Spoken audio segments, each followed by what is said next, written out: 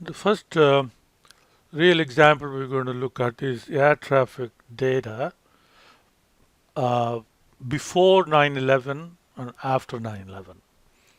So we have monthly total revenue passenger miles or RPM data for US carriers from 1994 through 2006. That's given right here in the Excel file. Now the idea is to see how much of a decline in demand for air traffic or passenger miles, revenue passenger miles occurred after 9/11, and how long did it take for the demand to recover. So that's what we are trying to do. So what we're going to do is we have data before and after, right? So we will look at the data from 1994 through August 2001, and then we fit a time series model and then use that to forecast RPM from September onwards all the way till 2006. Now, from September to 2006, we have the actual data, and now we have the forecasted data. So if you see a difference between the two, then you know that there has been a decline. And then by studying this difference, we can tell how long did it take for the airline industry to recover from that catastrophic event. So we start with, we'll come back to this in a little bit, but let's start with um, a time series plot. Okay, let's do a line plot. So that's what we have: actual RPM rate paying miles, right? So revenue passenger miles. So that's what that is. Revenue passenger miles.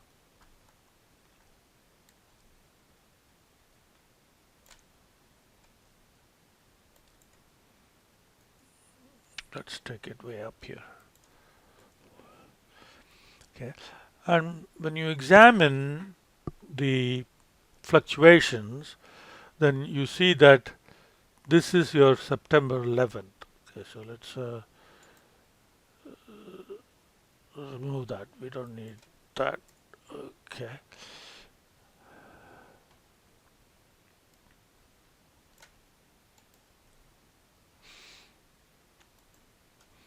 Let's insert a text box. Okay.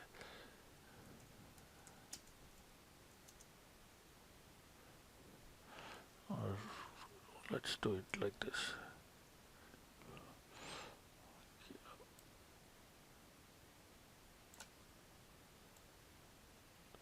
So this drop is September 11th, and then it recovers.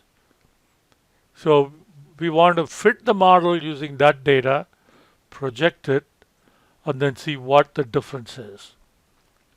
Okay, so that's the idea. So let's go here, 2001 August. Okay, so now let's go and fit. Okay, now you see that there is gradual decline, and then there are some spikes. So that means there is trend. You can see trend clearly, and you can also see some sort of seasonality. Okay, and there is random fluctuations as well. Now let's click auto detect. Now auto detect gives us D-trend, it's first order differencing. D-seasonalize is additive. Okay, so all that is good. Okay, so now let's click fit.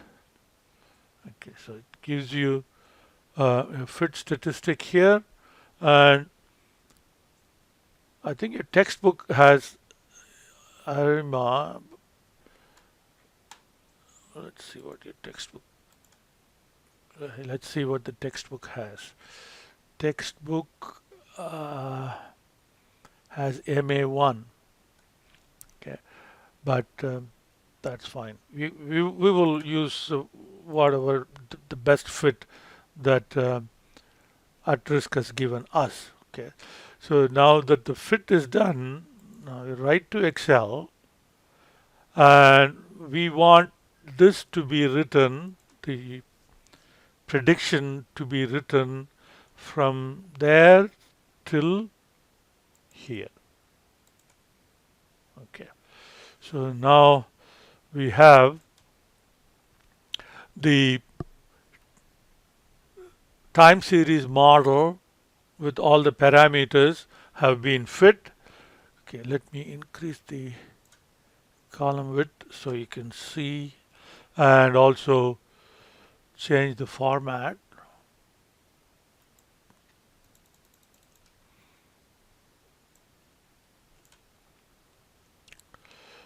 Okay, so this is our model.